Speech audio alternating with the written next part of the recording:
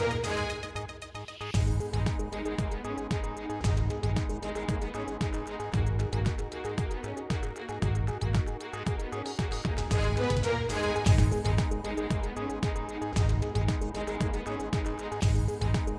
আজকে বাংলাদেশে আপনাদের সঙ্গে আছে আমি খালেদ মহিউদ্দিন। ঝুঁকিপূর্ণ ভবন শনাক্তে কাল নামছে রাজ্যের ২৪টি দল। আর অনুমোদনহীন ভবন চিহ্নিতের পর তা ঘুরিয়ে দেওয়া হবে বলে জানিয়েছেন গণপূর্তমন্ত্রী। সাম্প্রতিক একাধিক অগ্নিকাণ্ড শোনানা নগর পরিকল্পনা বিভিন্ন দিক নিয়ে কথা বলতে আমাদের আজকের আয়োজন নগর ও ভবন। কথা বলতে স্টুডিওতে আছেন বাংলাদেশ ফায়ার সার্ভিস ও সিভিল ডিফেন্স অধিদপ্তরের সাবেক মহাপরিচালক ব্রিগেডিয়ার জেনারেল আলী আহমদ খান, নগরবিদ ইকবাল হাবিব আছেন স্থপতি আমাদের সঙ্গে, স্থপতি ও শিল্পী মোস্তফা খালিদ পলাশ এবং বুয়েটের পুরকৌশল বিভাগের অধ্যাপক ডক্টর শামসুল হক আছেন আমাদের সাথে। স্বাগত আপনাদের। আমি প্রথমে ব্রিগেডিয়ার জেনারেল আলী আহমদ খান আপনার কাছে জানতে চাইবো যে আপনি বলেছেন যে বনানীর যেই ভবনটিতে আগুন লেগেছে তাতে আপনি 6 বার চিঠি দিয়েছিলেন। তো অ্যাপারেন্টলি আপনি ফায়ার সার্ভিসের মহাপরিচালক থাকা অবস্থায় 6 বার চিঠি দেওয়া হয়েছে এবং তারা এই সব কথা কোনোটাই শোনেনি এবং তারা যে একটি অনুমোদনের বাইরে 18 তলা থেকে 23 তলা করেছে সেগুলি কিন্তু জানা হয়েছিল, যে মানে 2007 সালে জানা গিয়েছিল, তার আগের ব্যাপারে জানা গিয়েছিল, কিন্তু কিছু করা যায়নি। এরকমটা কেন আসলে? ধন্যবাদ। আসলে ফায়ার সার্ভিস সিভিল ডিফেন্স তো একটা ফায়ারের রেগুলেটরি বডি। আসলে যখনই ঢাকায় কখন আগুন লেগেছিল, আসলে এই বনানী এলাকাও আমি 1.5 বছর আগে, প্রায় তো মেয়র মহোদয় ছিলেন বলবো, 1.5 বছর আগে কিন্তু আমরা তখন একটা ডিটেল ইন্সপেকশন শুরু করলাম আসলে। কারণ যখনই ভবনগুলো আছে যেগুলো ফায়ার সেফটিগুলো নাই, আর এই ভবনগুলো করা হয়েছিল কিন্তু ব্যাক ইন 1996 এর দিকে আসলে, এবং তারাও তখন ফায়ার অ্যাক্টেরও আগে করেছে। তবু আমাদের উদ্দেশ্য ছিল যে এগুলোকে, যে সমস্ত ভবন যেগুলো আছে বিশেষ করে যেখানে জনবহুল এলাকা আমরা টার্গেট করেছিলাম আসলে। পলাশ ভাই আছে বলতে পারবেন আসলে, মেয়র মধ্যে কাছে গেলাম আমরা, উনি বলে আপনি যেখানে টার্গেট, যেখানে বেশি রিস্ক যেগুলো আছে এগুলোকে আপনি একটা সার্ভে করেন আসলে।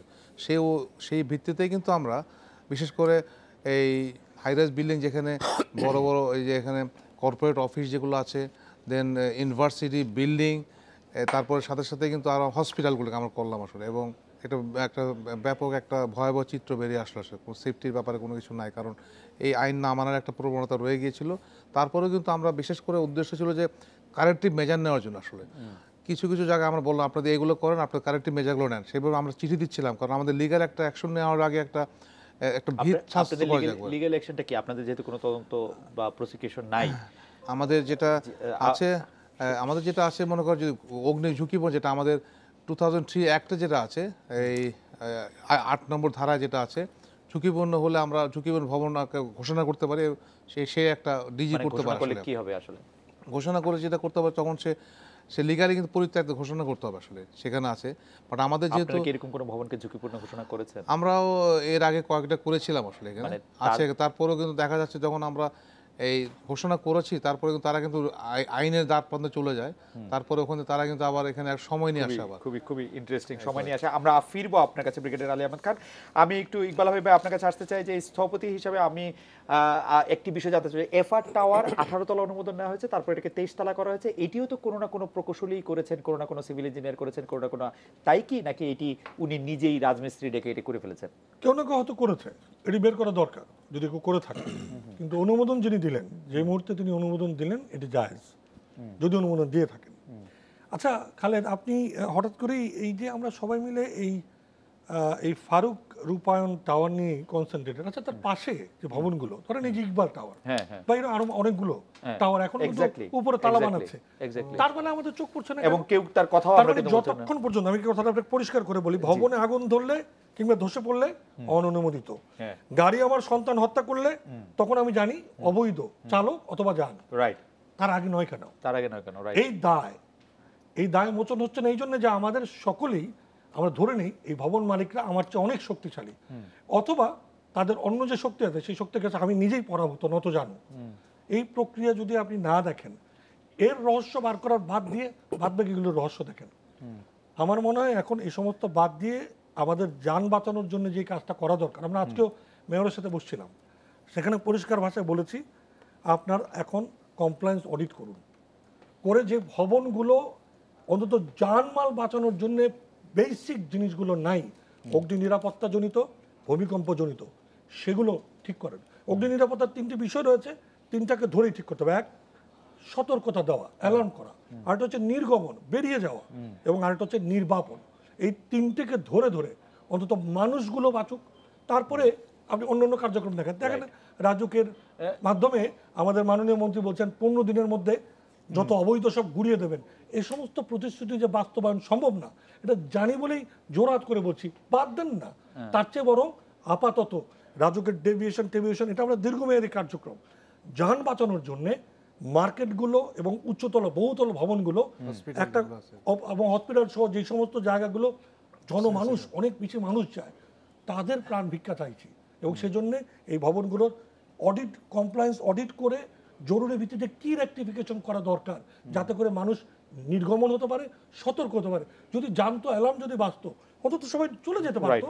এবং এই কার্যক্রমগুলো আগে সারি, তারপরে না হয় অন্যান্য কার্যক্রমগুলো। বারবার দেখেন এই যে ঝুঁকিপূর্ণ ভবনের লিস্ট করা হয়, এই নিয়ে চতুর্থবার এই লিস্টগুলো করেই যাচ্ছে, কাজ তো হচ্ছে না। ওনারা নোটিশ দিয়ে যাচ্ছে, যখনই ভবনটা ধসে বা আগুন ধরে ফায়ার ব্রিগেড বলে আমি 4 বার নোটিশ দিয়েছি, সিটি কর্পোরেশন রাজধানী উন্নয়ন কর্তৃপক্ষ বলে অননুমোদিত। এটা শুনে আমার কি লাভ? আমার ভাই বোন ফিরে আসবে। এবং এই কারণেই বলছি, এইসব গল্প, নোটিশের গল্প, লাইসেন্সের গল্প অথবা অনুমোদনের গল্প শুনতে চাই না। আমরা চাই অন্তত আর কিছু না হোক, বসবাসযোগ্য ঘোষণা যদি আপনি করেন, রাষ্ট্রের দায়িত্ব বসবাসযোগ্য ঘোষণা করা। যে মুহূর্তে আপনি অনুমোদন দিয়েছেন, ওই ভবনে গিয়ে যদি আমি মারা যাই, রাষ্ট্র দায় নিতে হবে। কারণ আমার তো তাহলে আপনি লাল ফ্ল্যাগ ঝুলিয়ে দেন, কিন্তু বসবাসযোগ্য না, আমি উঠবো না। কিন্তু রাষ্ট্র একটা বিচিত্র কথা বলছে। রাষ্ট্র বলছে যে তারা যেভাবে নকশা অনুমোদন করেছে সেভাবে আসলে বাড়ি বানানো হচ্ছে না। সেই জায়গায় আমি এই প্রশ্ন আপনাকে করছি, শুনেন। আপনি অনুমোদন করলেন, অনুমোদন অনুযায়ী ভবনটি নির্মিত হলো কিনা দেখার দায়িত্ব আপনার নয়। উনি শর্ত সাপেক্ষে লাইসেন্স দিলেন, ওই শর্তগুলি প্রতিপালিত হয়েছে কিনা সেটা দেখার দায়িত্ব ওনার নয়। আমি একটু মোস্তফা খালিদ পলাশ ভাই আপনার কাছে আসতে চাই যে পলাশ ভাই, আপনি কি মনে করেন যে আমার সাবেক পূর্তমন্ত্রী, সদ্য সাবেক পূর্তমন্ত্রী ইঞ্জিনিয়ার মোশাররফ হোসেনের সাথে কথা বলছিল, তিনি বলছিলেন যে বেশিরভাগ ক্ষেত্রে রাজুকের কর্মকর্তা কর্মচারীরা কারা কোনো কথা শোনে না। আমরা পলিসি দিতে পারি, আমরা ফিল্ড অপারেটর লেভেলে আমরা যেতে পারি না, মনিটরিং এর সুযোগ নেই, তারা কোনো কথা শোনে না। এটাকে আসলে তারা কথা শোনে না, কথা শোনাটা অসম্ভব, মানে বিষয়টা কি আসলে তার কি কতগুলো বিষয় বিচার করতে হবে। কিন্তু মানে আমার কাঁধে কতটুকু বোঝা, সেই বোঝা যদি আমি বহন করতে সক্ষম না হই, তাহলে কিন্তু আমি দুর্নীতির আশ্রয় নিব, নিয়ে কোনো না কোনোভাবে কাগজে কলমে সব ঠিক রাখবো। কি হচ্ছে জানি না। 1500 বর্গ কিলোমিটার রাজুকের আয়তন, যেখানে ঢাকাকে ভেঙে 2টা সিটি কর্পোরেশন করা হয়েছে। আমার যখন লোড বাড়ছে, আমাকে তখন ওটা শেয়ারিং করতে হবে। সেখানে রাজুক করছে কি, তার আয়তন বড় করছে, ক্ষমতার বাইরে আয়তন। 130 জন, 1500 বর্গ কিলোমিটার বনাম 130 জন ইন্সপেক্টর, প্রতি ইন্সপেক্টরের 12 কিলোমিটার স্কোয়ার কিলোমিটার করে পড়ে। তো আপনি বলুন তো, এই 12 স্কোয়ার কিলোমিটারে কতগুলো বিল্ডিং হতে পারে? সেটা একটা কোনো ইন্সপেক্টরের পক্ষে মানবিকভাবে সম্ভব কিনা আমি খুব অবাক হচ্ছি। যে আমরা সবসময় বলি যে মানে একটা জায়গায় গিয়ে আমি রাগ, অনুরাগ, বিরাগের বশবর্তী হতে পারবো না, সেরকমভাবে আমি কোনো কমিটমেন্টও করতে পারবো না। ইকবাল যেটা বলছিল, যে আমি যদি বলি যে আমি কালকে থেকে 15 দিনের মধ্যে আমি ঢাকা শহরের সব বিল্ডিং সিলগালা করে দিব, তাহলে একমাত্র হয়তো যারা টিন শেডে থাকে তারাই ঠিক থাকবে, আর সকল ভবনবাসীকে রাস্তায় গিয়ে ঘুমাতে হবে। কারণ হচ্ছে ঢাকা শহরের না মানে 99.99% ভবন আসলে ঝুঁকিপূর্ণ। মানে আমি কেন বলছি যে ঢাকা শহরের লক্ষাধিক ভবন, এর মধ্যে 1% মানে কত, অনেক ভবন। সেই অতগুলো ভবন কিন্তু সম্পূর্ণভাবে নিরাপদ নেই। তো আমার কথা হচ্ছে যে কে কথা শুনে না শুনে দরকার নেই, আমাকে এখন ছোট ছোট ভাগে ভাগ করতে হবে। আমরা সবসময় বলে এসেছি, ডিজি মহোদয়, প্রাক্তন ডিজি মহোদয় এখানে আছেন ফায়ারের, আমরা নিজেরা স্বপ্রণোদিত হয়ে একেবারে এই বনানী এলাকার, বনানী আতাতুর কেবিনের এই বিল্ডিংগুলো নিয়ে আমি এবং উনি সাবেক মেয়র সাহেবের কাছে গিয়েছিলাম যে আমি সার্ভে করতে চাই, আমরা সার্ভে করে এটা কি করা যেতে পারে। এগুলো গুড়িয়ে দিতে পারবো না, এটা বলে লাভ নেই, গুড়িয়ে দেওয়া যাবে না। চোখের সামনে আমার যেখানে 14 তলা বিল্ডিং, সেখানে 40 তলা বিল্ডিং হচ্ছে, গুড়িয়ে দেওয়া যাচ্ছে না। রাজুক ওখানে ঢুকতে পারছে না। আইনের আশ্রয়ে ডিজি মহোদয় সাহেব বললেন যে আইনের আশ্রয়ে চলে গেলে তখন সে মানে প্রতিরক্ষা পাচ্ছে একটা।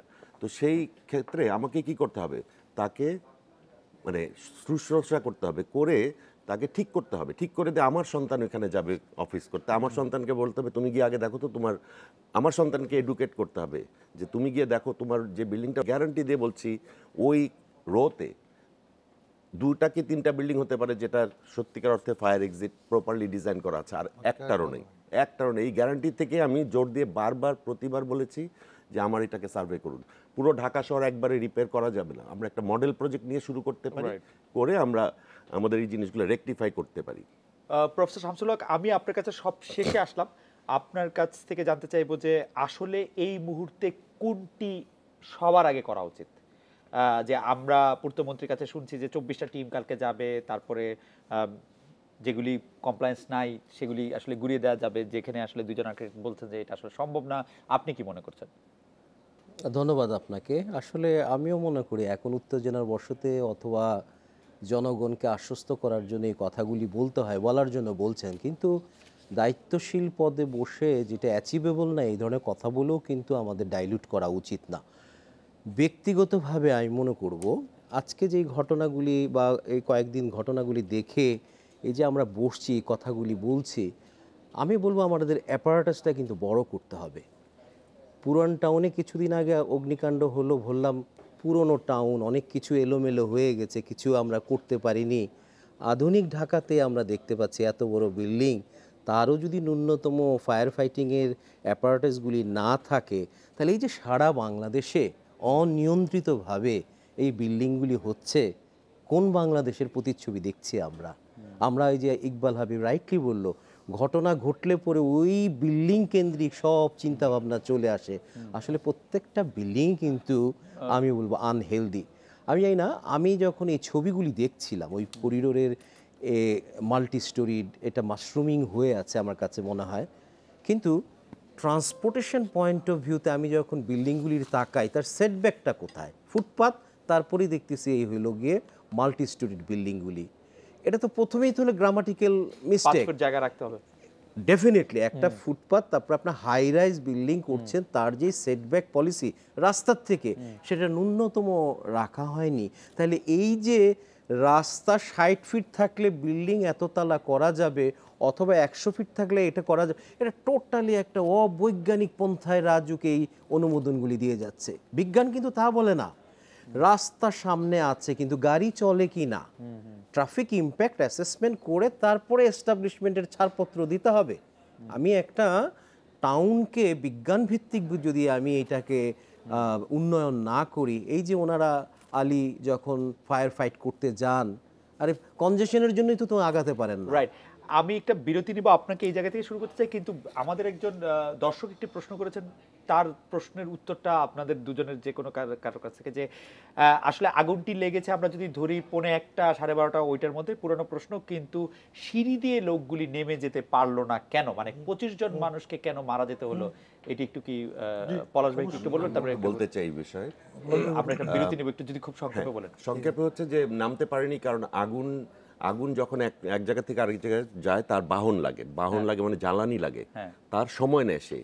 আমার দূরে আগুন জ্বললে আমার কিছু নাও হতে পারে যদি সে আমার কাছ পর্যন্ত আসার কোনো জ্বালানি না পায়, কিন্তু ধোঁয়ার জন্য সেই জ্বালানির কোনো প্রয়োজন হয় না। সে খুঁজে হচ্ছে পথ, ঊর্ধ্বগামী পথ। এখানে যেটা সবচেয়ে বড় ত্রুটি ছিল, এখানে একটি খোলা সিঁড়ি আছে যে কোনো ভবনে। আমাদের সচিবালয় যেখান থেকে দেশ চলে, সেইখানে কিন্তু খোলা সিঁড়ি আছে, রাজৈশিক একটি সিঁড়ি আছে, যে সিঁড়িটিতে একেবারে আপনি 20 তলা ছাদ পর্যন্ত দেখতে পারেন। তার মানে ধোঁয়া যে উপরে যাচ্ছে আমরা সবসময় তাই দেখি, ধোঁয়া উপরে গেছে এবং মানুষ মারা গেছে বেশিরভাগ ধোঁয়াতে, সাফোকেশনে মারা গেছে। তো এই জিনিসটা কিন্তু প্রথমেই দেখতে হবে। সিঁড়ি must be close. Vertical building এর আমরা বলি হরাইজন্টাল কম্পার্টমেন্টালাইজেশন, ভার্টিক্যাল আমরা কম্পার্টমেন্টালাইজেশন। এই বিষয়টা আরেকটু আপনাদের চারজনের কাছ থেকে একটু শুনতে চাই, যে সিঁড়ি আসলে কিরকম থাকা উচিত এবং সিঁড়ি ব্যবহার করে কেন নামা যায়নি। আমরা একটা বিরতি নিয়ে ফিরছি, দর্শকরা এটি জানতে চাইছেন। এটি পলাশ ভাই, আপনি সিঁড়ির ব্যাপারে বলছিলেন যে সিঁড়ি দিয়ে কেন নামা যায়নি বা সিঁড়ি কেন বন্ধ রাখতে হবে? সিঁড়িতে নামা যিনি কারণ হচ্ছে বললাম ধোঁয়া, তো এটা তো চিমনির কাজ করেছে। আপনি যে কোনো ভবনের সিঁড়ি ঘরে গেলে একমাত্র ছাদ দেখা যায়, আর কোথাও থেকে তো আমরা খুব একটা দেখতে পাই না। তো ধোঁয়ার মানে প্রকৃতিটাই হচ্ছে মানুষের আগে সে কিন্তু তরতরিয়ে উপরে উঠে এসেছে, উপরে উঠে এসে সবাইকে সাফোকেট করেছে। এবং এই ক্ষেত্রে মানে এই ভবনটির ক্ষেত্রে যেটা সমস্যা ছিল, যে এখানে যে আমরা বলি অল্টারনেট বিকল্প বহির্গমন পথ একটা ছিল, সেইটা এটার পাশে, তার মৃত্যু ফাঁদের পাশে আপনি তাকে বলছেন যে তুমি যাও, আপনি তো ওইখানে যেতেই পারছেন না। এবং এর পাশে হচ্ছে আমরা বলি যে লিফট লবির থেকে এটা আলাদা থাকা উচিত, কারণ লিফটের শ্যাফটগুলো কিন্তু চিমনি, একেবারে লিক প্রুফ না। তো ওটা দিয়েও কিন্তু ধোঁয়া আসতে থাকে। অর্থাৎ ধোঁয়া যেসব জায়গায় আসে তার ঠিক উল্টো দিকে থাকা উচিত ছিল সিঁড়িটা। ইকবাল ভাই, আপনি কি সিঁড়ি নিয়ে? সিঁড়ি নিয়ে আমি আর কিছু বলতে চাই না, শুধু একটা কথা বলি যে পলাশ ভাই যখন বলছিলেন 2008 সালে আমরা ইমারত নির্মাণ বিধিমালা কারেকশন করেছি, তখন রাজুক আমাদেরকে পরিষ্কার করে বললেন যে আমার এত লোকবল নাই, আমি এই কনস্ট্রাকশনগুলি চেক করতে পারবো না, এটা আর্কিটেক্ট ইঞ্জিনিয়ার। আজকেও আমরা দেখছি পেপারে যে রাজুক বলে দিচ্ছে আর্কিটেক্ট ইঞ্জিনিয়ারের দায়িত্ব, তাদের দায়। আমরা তখন নিজেরা ইনস্টিটিউট থেকে আইবি এবং আইইবি থেকে বললাম যে ঠিক আছে আমরা এই দায় নিতে রাজি আছি, প্রয়োজনে আমাদের জেল জরিমানা হোক, কিন্তু আমাদেরকে অথরাইজেশন দিতে হবে। সেটা কি? অকুপেন্সি সার্টিফিকেট নিতে হবে। অর্থাৎ ভবনটা শেষ হলে সংশ্লিষ্ট আর্কিটেক্ট ইঞ্জিনিয়াররা সার্টিফাই করবে যে ভবনটি আমার নকশা অনুযায়ী অনুমোদিত নকশা নিজে হয়েছে। এবং রাজধানী উন্নয়ন কর্তৃপক্ষ তারপরে 40,000-এর উপরে অনুমোদন দিয়েছে। অকুপেন্সি সার্টিফিকেট দিয়েছে কটা জানেন? 168টা। তার মানে হচ্ছে এই যে ওই অকুপেন্সি সার্টিফিকেটটা সে দেবে না, কারণ ওইখানে তার পয়সার খেলা, এবং স্থপতিরা প্রকৌশলীরা যে অফার করলো তার সার্ভিস না, এটা তো ভুলেই গিয়েছিল as a part of RAJUK, তাকে শক্তিশালী করার জন্য।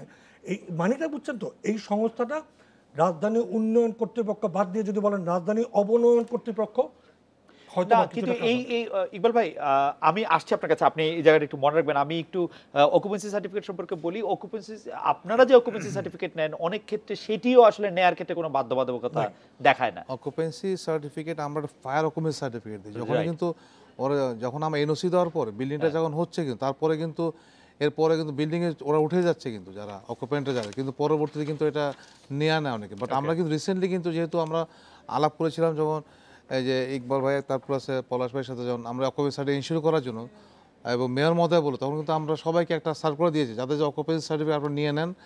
কিন্তু দেখা যাচ্ছে অনেকে কিন্তু নিয়েছে, কিন্তু বেশিরভাগ লোক কিন্তু অকুপেন্সি সার্টিফিকেট নিতে চায় না। বিশেষ করে কিন্তু অকুপেন্সি সার্টিফিকেট কিন্তু রাজুকে দেওয়ার কথা, কিন্তু আমি যেহেতু ফায়ারের ব্যাপারেও কিছু গাফলতি পেয়েছিলাম, আমরা বললাম অবশ্যই অকুপেন্সি সার্টিফিকেট নিতে হবে, আদারওয়াইজ কিন্তু বিদ্যুৎ কানেকশন দেওয়া হবে না, ওয়াটার কানেকশন দেওয়া হবে না।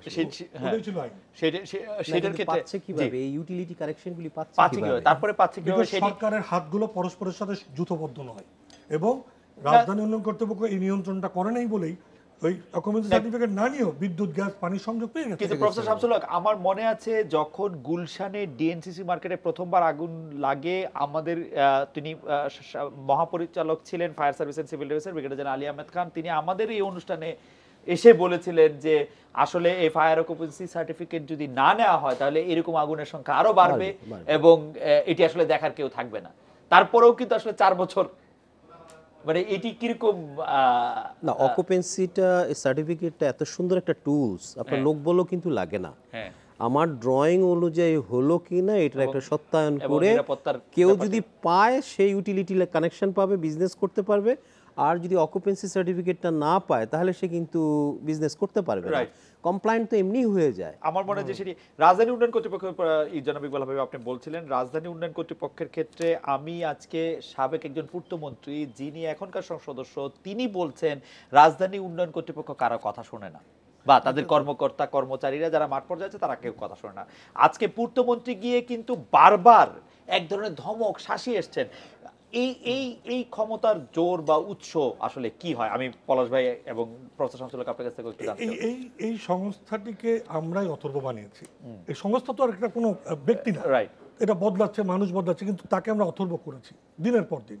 তাকে আমরা ব্যস্ত রেখেছি জমি উন্নয়নে, পূর্বাচল প্রকল্প, ঝিলমিল প্রকল্প, উত্তরা থার্ড পেজ। তার যে এই আমরা যেখানে অনুমোদন দেয়া এবং উন্নয়ন নিয়ন্ত্রণ করা, এই দুটো কাজের জন্য তার লোকবল হলো 1/3, আর 2/3 হচ্ছে উন্নয়ন করা, ডেভেলপ করা। মূলত এই নগরীর মূল কাজটাই ছিল উন্নয়ন নিয়ন্ত্রণ এবং উন্নয়ন অনুমোদন। এই কার্যক্রমে তাকে ব্যস্ত রাখতে, মানে তাকে বিনিয়োগ করতে না দেওয়ার মূল উদ্দেশ্য ছিল ধনীকে ধনী করা। এবং এই যে ভয় পায় না বা ইত্যাদি গল্প যে বলে, আসলে ভয় পাওয়ার কোনো কারণ নেই। যে আপনাকে অর্থ দিয়ে কিনে নেয় তাকে আপনি ভয় পাবেন কেন? পরিষ্কার, অর্থ দিয়ে কিনে নিলে আর ভয় পাবেন। জনাব মুস্তাফা খালিদ পলাশ, আসলে বিষয়টা আরো অন্যভাবে আমি বলছি যে বারবার যে তাদের যে চাপ, সেই চাপটাকে যখন মানুষ বেশি পড়ার চাপ হয়ে যায়, পড়ালেখা না করে, তখন সে নকল করা শুরু করে, কিন্তু অবৈধ পথে যায়। এখানেও বলছি যে এটা আনবেয়ারেবল, এরকম একটা প্রতিষ্ঠান যেই রাজুক ভবনই কিন্তু অগ্নি নিরাপদ নয়। সরকারি, আমার ধারণা সরকারি 90% ভবনই কিন্তু অনিরাপদ। সব সচিবালয় তো আমার সেটাই ভয় হয় যে সচিবালয়ের মতন একটা ভবন অগ্নি অনিরাপদ ভবন, এগুলোর তো কথাই নেই। কিন্তু এগুলো কতগুলো বুঝতে হবে যে কতগুলো ভবন আছে যার উচ্চতা অনেক সময় নিয়ন্ত্রণের মধ্যে থাকে। কিন্তু এখানে একটা জিনিস বলা উচিত, আসলে রাজুকের যে আইন এখন আমরা যাই, একদম 2 ভাগে ভাগ করা উচিত। 2007 বা 2008 যে আইনটা হয়েছে তার পরবর্তী ভবন নিয়ে আমি খুব আশাবাদী। সেই সব ভবনগুলো কিন্তু অত সহজে ব্যত্যয় ঘটানো সম্ভব নয়, কারণ আমরা স্থপতিরা শেষে কিন্তু একটা সার্টিফাই করি সার্টিফাই করে বলি যে হ্যাঁ বিল্ডিংটা, আমি ভয় দেখি আমার ক্লায়েন্টকে যে আমি কিন্তু আপনার অকুপেন্সি সার্টিফিকেট সাইন করবো না, আপনি কাউকে দিয়ে করায় নিন। তো সেইটা এক ধরনের বিল্ডিং। আমাদের ওইটার দিকে নজর না দিয়ে আমাদের যে পুরনো বিল্ডিংগুলো হয়েছে 80-র দশক থেকে 90-র দশক, আপনি শিল্প ভবন যেটা চলে আসুন, পুরো খোলা সিঁড়ি, কোন বিল্ডিংয়ে খোলা সিঁড়ি নেই? আইনেও কিন্তু এই ভুলটা আছে। আইনেও বলা হচ্ছে যে একটা সাধারণ সিঁড়ি থাকবে আর একটা ফায়ার এক্সিট থাকবে। সাধারণ সিঁড়ি বলে কিছু নেই। আজকে সিঁড়িকে আমি বলছি আমার পালানোর পথটা সবচেয়ে পরিচিত হতে হবে। আমি যখন মৃত্যু আর জীবন আর মৃত্যুর মাঝে যুদ্ধ করছি, তখন আমাকে যুদ্ধের মতন একটা স্ট্র্যাটেজিতে যেতে হবে। স্ট্র্যাটেজিটা কি? যে আমার পালানোর পথ। আমি যদি পরাজিত হতে থাকি, আমাকে পালানোর পথটাকে নিশ্চিত করতে হবে। তো সেই জিনিসের সেটার কারণে একটা শুধু অ্যাড করি যে একটা শুভঙ্করের ফাঁকি এখানে রয়েছে। পলাশ বলছেন যে সিঁড়িটা আবদ্ধ হতে হবে। আপনি কি জানেন 2010 সালে যখন আমাদের বাংলাদেশ ন্যাশনাল বিল্ডিং কোড তৈরি হয়, টু সাপ্লিমেন্ট ইমারত বিধিমালা, ইমারত বিধিমালা অ্যাক্রস দ্য টেবিল সম্পূর্ণ না, এর বিস্তারিত নাই। বিস্তারিত আছে কোথায়? Bangladesh national building code. প্রয়াত খন্দকার তাজউদ্দিন বলে একজন আর্কিটেক্ট তার জীবনটা দিয়েছে এইটা তৈরি করায় ফায়ারের অংশটুকু। এই যে জিনিসটা আমরা তৈরি করলাম 2015 সালে 5 বছর খেটে খুঁটে জমা হলো, আজকে 4.5 বছর ধরে এটা অনুমোদনের অপেক্ষায়, অনুমোদন করা হচ্ছে না। এবং ওর মধ্যে বিশদ রয়েছে, সিরিজ সাইজ কি হবে, তার অবস্থান কি হবে, 500 জনের বেশি হলে 2টো লাগবে। জেনারেল আলী আহমেদ খান নিশ্চয়ই এই কমিটির সদস্য ছিলেন এবং সেটি নিশ্চয়ই জানেন যে এটি কেন অনুমোদন করা হয়নি, এটি কি একটু খুব সংক্ষেপে বলবেন কিনা? বিল্ডিং কোডের ব্যাপারে কিন্তু অনেকদিন যাবত এটা এখনো কিন্তু আইন মন্ত্রণালয় এবং সংস্কার মন্ত্রণালয় ওইটি কিছু আছে। সম্পর্কে অবগত আছেন? আমি আমাদের একটা প্রতিনিধি ছিল এখানে, বিল্ডিং কোডের ব্যাপারেও আছে, কাজ করেছে। কিন্তু এখন যেটা হচ্ছে আমি অ্যাকশন কিভাবে নেব? বিল্ডিং কোডটা যেটা আছে যদি এখন যে এনফোর্সমেন্ট না করতে পারে, কিন্তু আমি লিগ্যাল অ্যাকশন নিতে পারছি না আসলে। সেই জন্যই আমি মনে জরুরি ভিত্তিতে এটা করা উচিত মনে করি এখন। মানে এটা লিগ্যাল কিন্তু অ্যাকশন নেয়ার অবশ্যই এটা, কারণ এটা হলো যেমন ফায়ার কোডের রিভিশনটা চলতেছে, বিল্ডিং কোড রিভিশন আমি চলতেছে। একটু বলতে চাই, খেয়াল করুন এখন যে কোডটা আছে 1993 সাল, ওইটা তৈরি করা হয়েছে যখন ঢাকা শহর গুলশান বনানীতে হাই রাইজই নেই, সরকারি ভবন ছাড়া 20 তলা কেউ চিন্তাও করে না।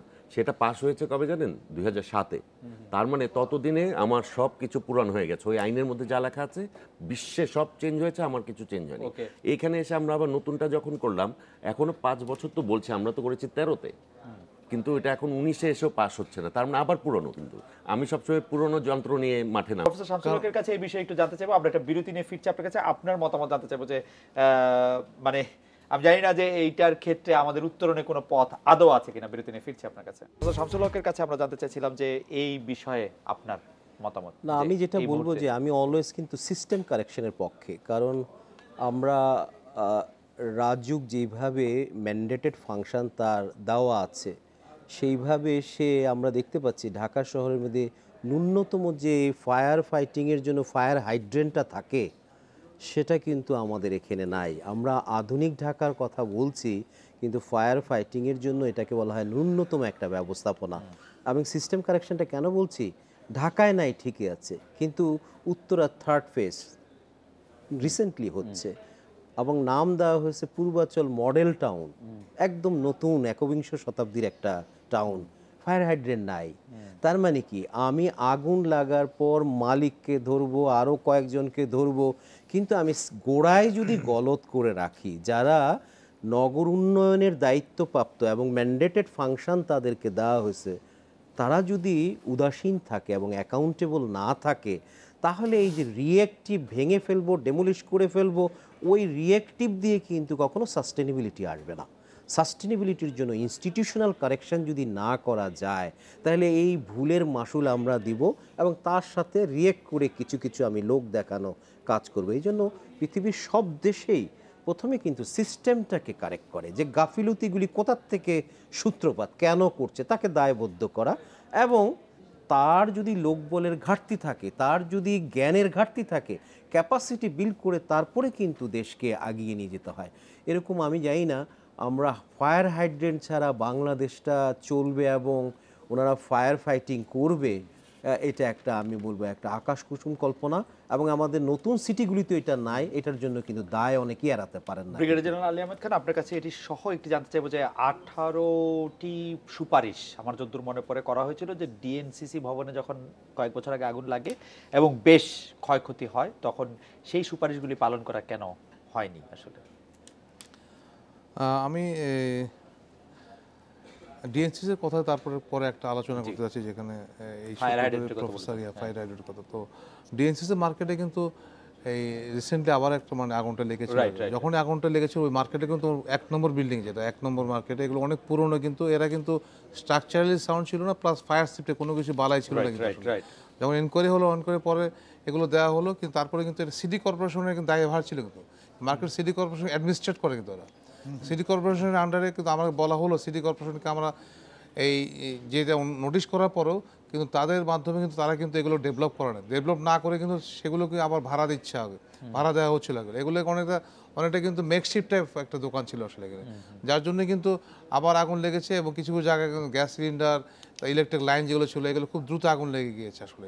তবে এখানেও কিন্তু পরবর্তীতে আমরা যে আরেকটা যে একটা মেজর বিল্ডিং যেটা ছিল, আমরা কিন্তু অলরেডি কিন্তু সেটাকে এই অগ্নি ঝুঁকির জন্য আমরা বলেছিলাম যে এটা অনিরাপদ, এবং আমরা কিন্তু এটাকে ঝুঁকির মতো বলেছিলাম, এবং সেই অনুযায়ী কিন্তু আমরা চিঠি দিয়েছিলাম আগে।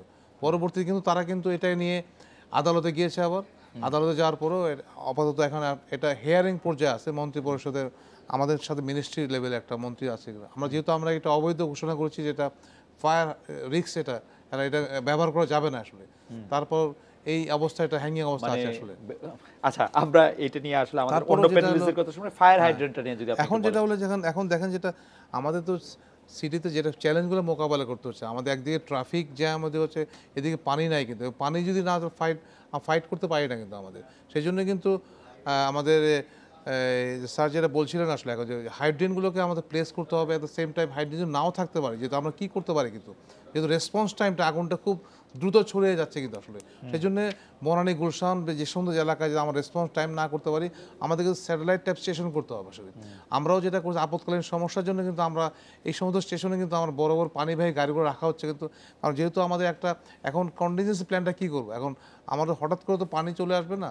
তবে ইদানিং কিন্তু যেটা হচ্ছে ওয়াশার সাথে বলা হয়েছে, ওয়াশার মাধ্যমে যে ওয়াশার পয়েন্ট যেগুলো ছিল, এই পয়েন্টগুলোকে যদি হাইড্রেন্ট সিস্টেম করা যায় এখান থেকে, তবুও কিন্তু কিছুটা কিন্তু আমরা কাভার করতে পারি। ওকে, আমরা দুইজন স্থপতি আছেন, আমাদের সেলিব্রেটেড স্থপতি দুইজনই। আমরা আপনাদের কাছে জানতে চাইবো যে ডিএনসিসি মার্কেটটি বহুতল করা হবে, সেই ঘোষণা আসলে ওই সময় একবার দেওয়া হয়েছে, বা অগ্নি নিরাপদ করা হবে সেরকম এক ঘোষণা একবার দেওয়া হয়েছে, এটি এর সমাধান কিনা? আমরা কি একটা বিরতি নিয়ে ফিরবো আপনাদের দুজনের কাছে, এবং আপনাদের কাছেও একটু জানতে চাইবো যে সেই সময় আগুন লাগার পরে আমরা সবাই কিরা কসম কেটে, কারণ আমি এটা বোমা ফোটাবো। জি জি, ফিরে আসছে আপনার কাছে। স্থপতি ইকবাল হাবিব, আপনি বলছিলেন যে আসলে ডিএনসিসি মার্কেটের ঘটনাটা কিন্তু অন্য, এখানে একটা মামলাজনিত যুদ্ধ চলছিল। তবে আমি মনে করি মামলাজনিত যুদ্ধের কারণে ডিএনসিসি মার্কেটটা যদি হয় নাই, যে এটি আমাদের সকলের জন্য সৌভাগ্য। আমরা আজকে যে জায়গাগুলোতে কথা বলছি, এই যে আবারও বলছি, এফআর টাওয়ারটা বারবার বলতে চাই না, এফআর খান একজন বিখ্যাত শ্রদ্ধাভাজন লোক, আমি এই নামটা কুলুষিত হোক এটা চাই না, সেজন্য ওটা ফারুক রূপায়ণ টাওয়ার, যেটি তার ঠিক পাশেই বনানী মার্কেট বলে ডিএনসিসির এরকম আরেকটা জায়গা, সেই মার্কেটে যে তৈরি হয়েছে প্রায় 24 তালা, তার 1 ইঞ্চি জায়গা ফুটপাথ থেকে ছাড়া হয়নি, 1 ইঞ্চি। এবং এই রকমের ডেভেলপমেন্ট ওই পুরো অঞ্চলে আরেকটি পাবেন না। এখানে ওরকম একটা ভবন তৈরি করার কথা ছিল, যেহেতু লেনাদেনা হয়নি, সে কারণে এই ঘটনাটা ঘটছিল। ইকবাল, ওই অঞ্চলে আরো আছে মিউনিসিপ্যাল কর্পোরেশনের নিজস্ব যে ভবনটি, তাতেও 1 ইঞ্চি জায়গা ছাড়া হয়নি। এবং এই ঘটনাগুলো শুধুমাত্র সিটি কর্পোরেশনের ভবনগুলোর ক্ষেত্রে 1 ইঞ্চি জায়গা না ছেড়ে এই ভবনগুলো তৈরি করা হয়, তখন সেক্ষেত্রে বলা যায় যে এটি অন্তত বেঁচে গেল। আর এখন যেটা হচ্ছে, এই আগুনের কারসাজের মধ্যে হরেক রকমের গন্ধ আছে, এবং এই হরেক রকম গন্ধের সময় প্রয়াত মেয়র আনিস সাহেব যখন চেষ্টা করে, আমরাও ছিলাম পিছনে পিছনে, যে একটা কিছু করেন, এমন কিছু করেন যাতে মানুষগুলো আবার সর্বশান্ত না হয়। ওনাকে করতে দেওয়া হয় নাই, বলা হয়েছে আমরা শর্ত অনুযায়ী ব্যবস্থা নিব, এবং ওনাদের যে শর্ত, ফায়ার হাইড্রেন্ট, ফায়ার অ্যালার্ম সব আমরা রাখবো, রাখে নাই। আসলে আলটিমেটলি কার ক্ষতি হলো? তাদেরই ক্ষতি হলো। এই পুরো কার্যক্রমের ক্ষেত্রে আমি রাষ্ট্রের প্রতি অনুরোধ জানাচ্ছি, আমি চাইলেই কি আমার বাড়িতে বিপজ্জনক করে রাখতে পারি? রাখতে পারি না, কারণ আমার প্রতিবেশের ক্ষতি হবে। আজকে আপনার সাথে যখন কথা বলছি, ঢাকা শহরে নির্মাণ সামগ্রী পরে কি পরিমাণ মানুষের ক্ষতি হয়েছে এবং 2টো প্রাণ গিয়েছে, এদের দাম নাই। এর কারণ কি জানেন? ইভেন এই নির্মাণ কার্যক্রম চলাকালীন সময়েও আমি প্রতিবেশীর ক্ষতি করি, এরকম কোনো কার্যক্রম আমাকে করতে দেওয়া হবে না, নিষিদ্ধ।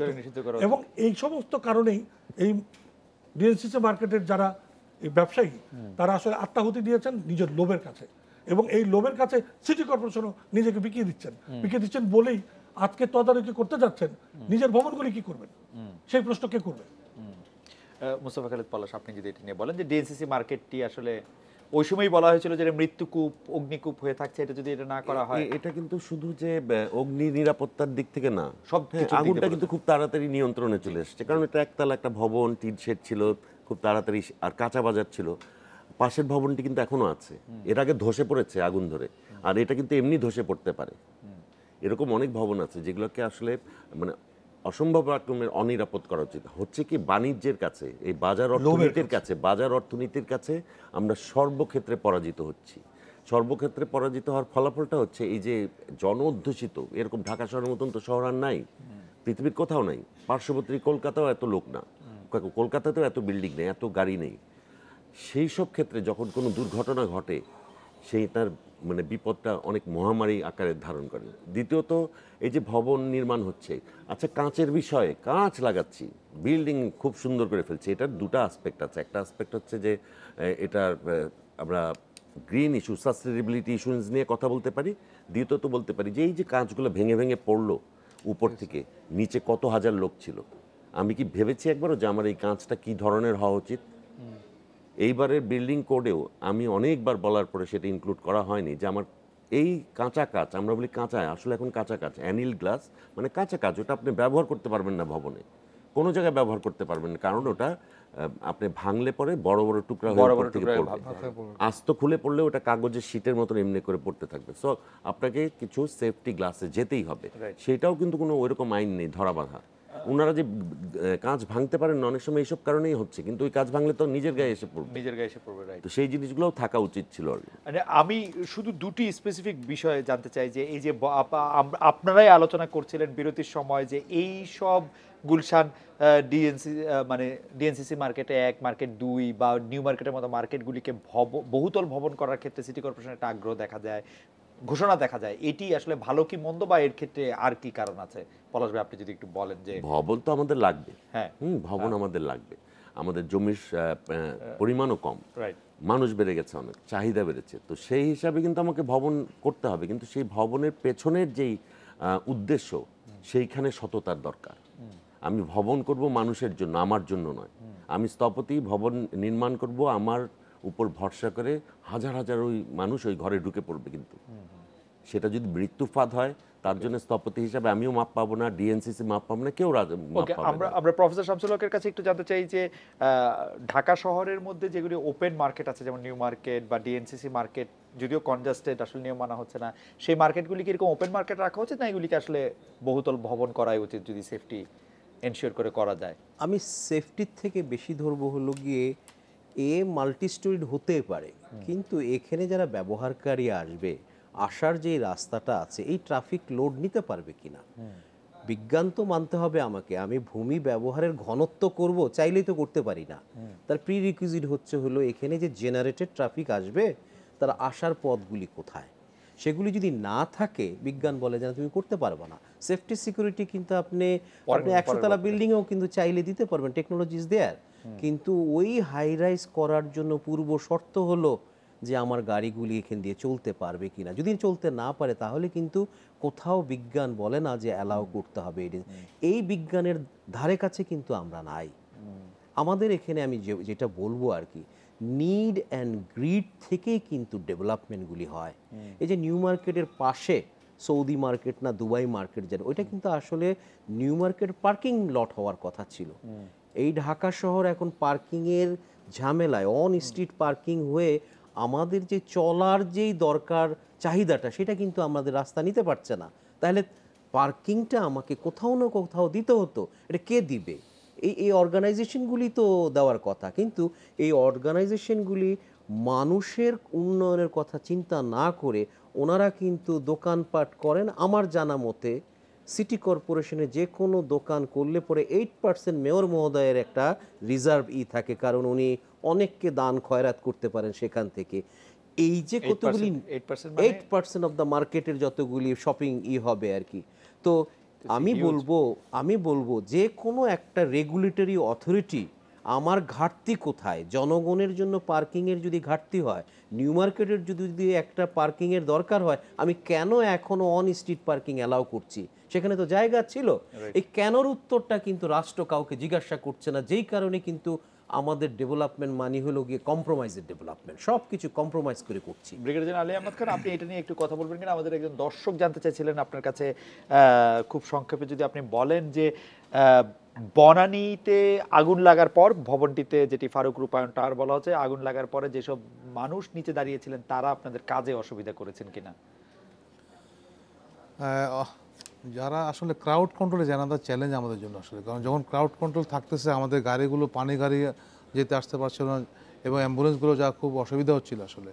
তবে এখানে এই জন্যই কিন্তু যখনই একটা বড় একটা ইনসিডেন্ট হবে সেখানে কিন্তু একটা বিভিন্ন একটা কম্পোনেন্ট কাজ করে, একজন ফায়ার ফাইটিং করে, একজন রেস্কিউ করে, একজন আবার সিকিউরিটি দেয়, কিন্তু তার দায়িত্ব ভাগ করা আছে। কিন্তু এটা পুলিশের দায়িত্ব কিন্তু ক্রাউড কন্ট্রোল করা, কিন্তু এই জন্য যার জন্য কাজগুলো সহজে করা যায় এবং এটার জন্য একটা বড় চ্যালেঞ্জ। বাট পরবর্তীতে যেটা আমরা দেখলাম, ওখানকার যারা লোকাল স্টুডেন্ট যারা ছিল তারা কিন্তু একটু ভালো রোল প্লে করেছে। কিন্তু সেটা তারা রোল প্লে করলো, কিন্তু পৃথিবীর অন্য দেশে কি এটা ইয়েলো টেপিং করা হয়? অবশ্যই ইয়েলো টেপিং তো করা হয়, এবং আমরা কেন করি না আসলে? আমাদের তো এটা সিকিউরিটি যেটা দায়িত্ব ছিল, কিন্তু এটা এই জন্য কিন্তু আমরা যখন একটা মহড়ার মাধ্যমে এটা করা হয়, এখানে এটা দায়িত্ব কিন্তু পুলিশের ছিল আসলে।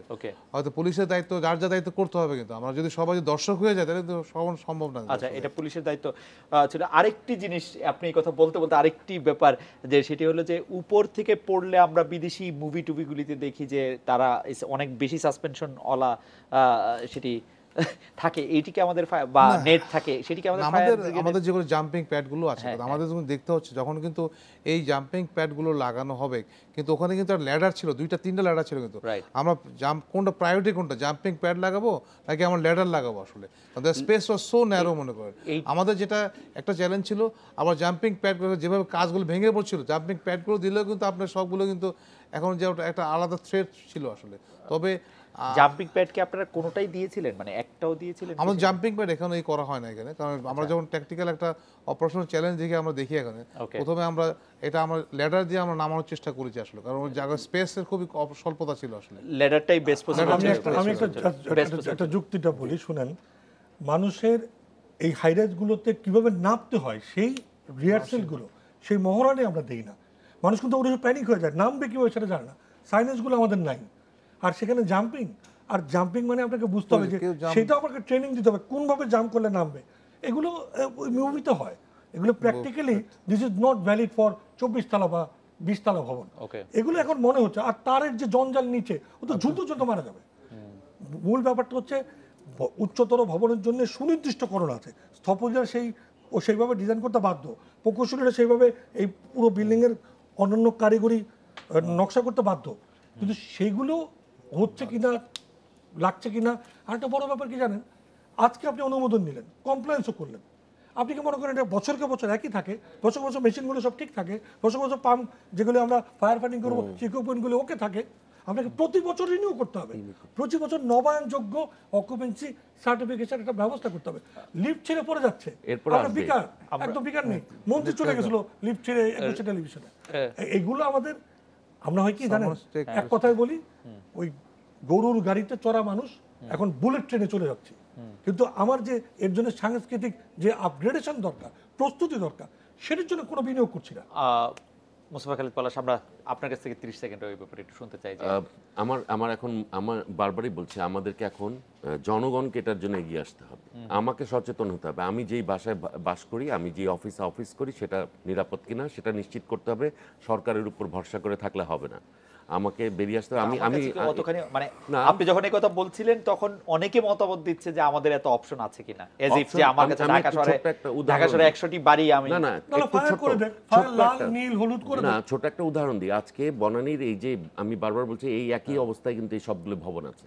এইখানে যারা শিক্ষিত ছেলেরা, শিক্ষিত পরিবারের বড় বড় অফিসের ছেলেরা চাকরি করে, ওরা বেরিয়ে আসুক যে আমার মালিক, তুমি আমার বিল্ডিং নিরাপদ না করলে আমি এটাতে ঢুকবো না, চাকরি করবো না।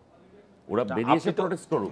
আপনি তো বিপ্লবের ডাক দিচ্ছেন। না, এটা বিপ্লব করেই করতে হবে। এখন বিপ্লবের পর্যায়ে গেছে, কিন্তু আমার সড়কের যে বিপ্লব, সেখানে যে জনগোষ্ঠী সেই জনগোষ্ঠীকে হ্যান্ডেল করা এক ধরনের জিনিস, কিন্তু বিল্ডিং এর যে মালিক, ধরুন 10টা বিল্ডিং এর 10টা মালিক, Right. আমি 10টা মালিককে কনভিন্স করব যে তোমার এই পয়সাটা খরচা করতে হবে। আচ্ছা, ফায়ার ব্রিগেড সিভিল ডিফেন্স নোটিশটা না দিয়ে কেন লাল, কমলা এবং সবুজ লাগিয়ে দেয় না? উঠিয়ে দিবে এটি লাল। দুদিন পরে, রং মেরে ঢেকে দিবে, লাল কমলা সবুজে সিলগালা করে রাখতে পারে না আলাদা বিল্ডিং। সুযোগ থাকে বোঝা যায় ভবনটি নিরাপদ ইকবাল নয়। সিলগালা করে দিয়ে এসেও এটা রাখতে পারে না, পরের দিনই ওটা আবার সিলগালা উঠে রেস্টুরেন্টকে যায়। লাল কমলা সবুজ করতে একদিন সেটার বয়স ছিল, সেই লাল কমলা সবুজের বয়স, কারণ সেটা সবদিকে কারণ তো সবই লাল হয়ে গেছিল। একটি লাইন আমরা শুনতে পারবো। আমি বলবো যে আমরা কিন্তু অলরেডি আধুনিক ঢাকার স্বপ্ন দেখছি। রাইট। তো সেই হিসাবে আমি বলবো সত্যিকার অর্থে যদি মিন করি তাহলে আমাদের এই যে ইনস্টিটিউশনগুলি আছে তাদেরকে ব্যবহার না করে তাদেরকে কাজ করার একটা সুযোগ দিতে হবে, ক্যাপাসিটি বিল্ড আপ করতে হবে। জনাব আলী আহমদ খান, আপনি কি? আমারও যেটা আমি স্যারের সাথে একমত পোষণ করি, ইমিডিয়েটলি কিন্তু রাজুকের যেটা আছে এবং ফায়ার সার্ভিস দুটাকে রিফর্ম করা দরকার আছে, কিন্তু Okay. স্ট্রেংথেনিং দ্য ক্যাপাসিটি এবং এনফোর্সমেন্ট। এই কথা মোটামুটি সবাই বলেছেন। ব্রিগেডিয়ার জেনারেল আলী আহমদ খান, জনাব ইকবাল হাবিব, মোস্তফা খালিদ পলাশ এবং ডক্টর শামসুল হক, আপনাদের অনেক ধন্যবাদ। এই ছিল আজকে আপনাদের সাথে দেখা হচ্ছে আগামীকাল এই সময়। শুভরাত্রি।